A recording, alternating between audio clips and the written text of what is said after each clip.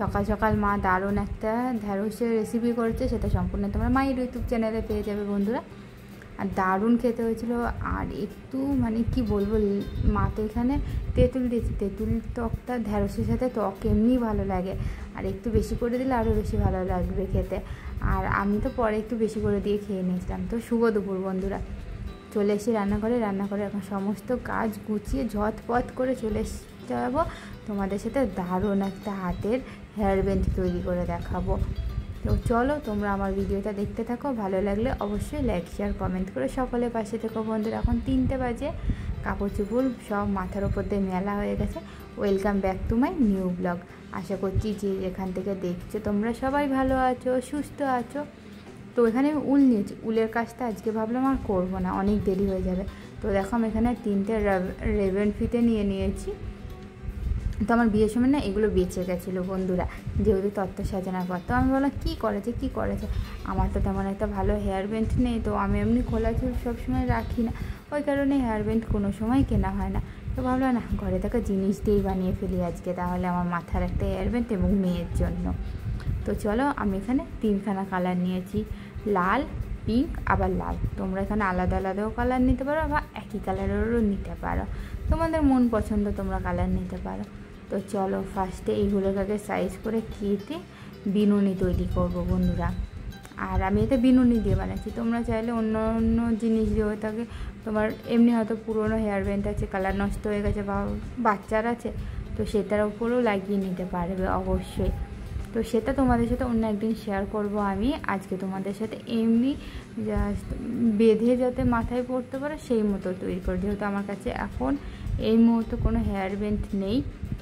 থাকলে তোমাদের সাথে অবশ্যই আমি হেয়ার ব্যান্ডও কীভাবে লাগাতাম সেটাও শেয়ার করতাম, কিন্তু নেই সেহেতু আমি আজকে দেখো শুধু বেঁধে কীভাবে পড়তে পারবে ঝটপট করে সেটাই শেয়ার করবো। বাড়িতে থাকা জিনিস দিয়ে বানিয়ে নাও না এত সুন্দর একটা হেয়ার ব্যান্ড।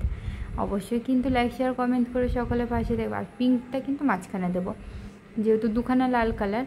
তো ফার্স্টে আমি এখানে একটা গিট বেঁধে নেবো যাতে 3খানা কালার না ছড়িয়ে পড়ে।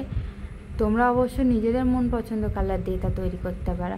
আর যে যত দূর থেকে আমার ভিডিও দেখছো দেখার জন্য, ফুল ওয়াচ করার জন্য সবাইকে ধন্যবাদ বন্ধুরা। এইভাবেই ভালোবাসাতে পাশে থেকো, যাতে তোমাদের ভালোবাসে এইভাবেই এগিয়ে যেতে পারি আমি। তো চলো বিনুনিটা শুরু করা যায়। তো বিনুনিটা না ফার্স্টবার হচ্ছিল না, তো এটা ধরে রাখলে না ফার্স্টে বললাম চেয়ারে রেখে তারপরে যদি করা যায়, তো দেখলাম না এটা হবে না। শেষমেশ এটাকে এখন আমি কী করি ভেবে পাই না। তারপর হঠাৎই আমার মাথার বুদ্ধি জাগলো, এটাকে তো আমি মুখের সাথে যদি আমি ধরে নিই তাহলে তো সুবিধা হবে, একা হাতেই কাজ করা যাবে না। এইটাকে আবার ধরার জন্য এখন কাকে ডাকবো বলো। তো আমি মুখে দাঁতের সাথে এটা চেপে নিয়ে তারপরে বিনুনিটা করে নিচ্ছি।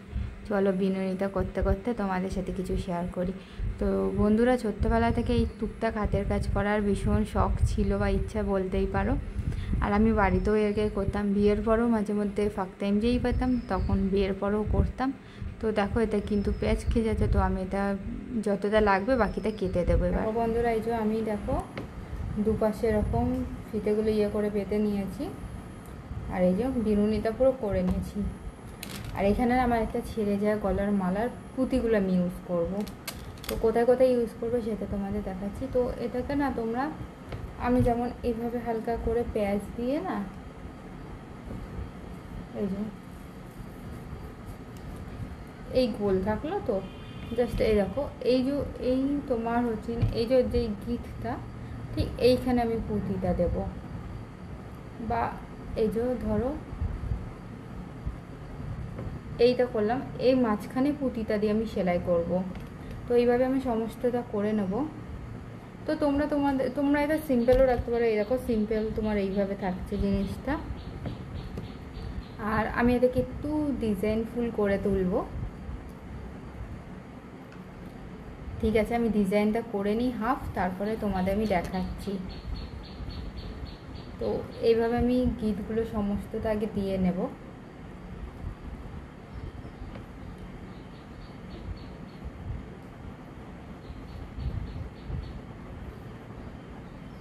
একটা অন্যরকমই জিনিস বলো তো, মাঝে মধ্যে এরকম ভালো লাগে তৈরি করতে।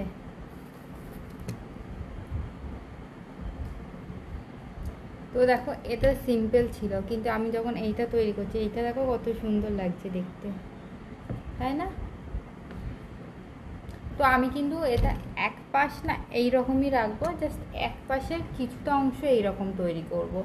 তোমরা চাইলে পুরোটাও তৈরি করতে পারো বা হাফ তৈরি করতে পারো।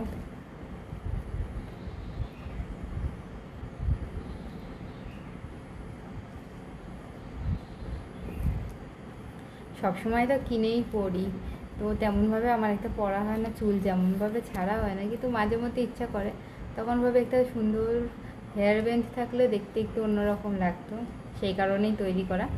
আর তারপরে এটা বাচ্চাদের জন্য তৈরি করতে পারো, যেহেতু বাচ্চারা তো সবসময় চুলটা একটু ছেড়ে রাখলে বেশি ভালো লাগে।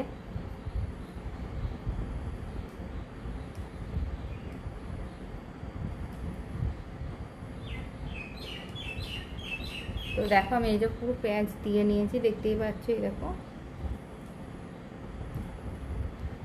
তো দেখো বন্ধুরা, এটাকে আমি তৈরি করে নিয়েছি। ফার্স্টে তো এরকম মাছ বরাবর একটা করে তোমার গিট দিয়েছি দেখলে, আর এইদিকে দেখো আমি কিছু পুঁতি লাগিয়ে নিয়েছি, এই দেখো। তো এটা চাইলে তোমরা পুরোটাও লাগাতে পারো, তো আমি এটা পুরোটা পরে লাগিয়ে নেবো, জাস্ট তোমাদের সাথে শো করার জন্য হাফ করে নিয়েছি। তো এই দেখো, এই যে কেমন লাগছে বন্ধুরা অবশ্যই জানিও। তো এটাকে আমি পরে তারপরে তোমাদের দেখাচ্ছি। তো বন্ধুরা দেখো, এই যে আমি মাথাটা পরেও নিয়েছি, দেখো কি সুন্দর লাগছে, কেমন হয়েছে বন্ধুরা তোমরা অবশ্যই কিন্তু।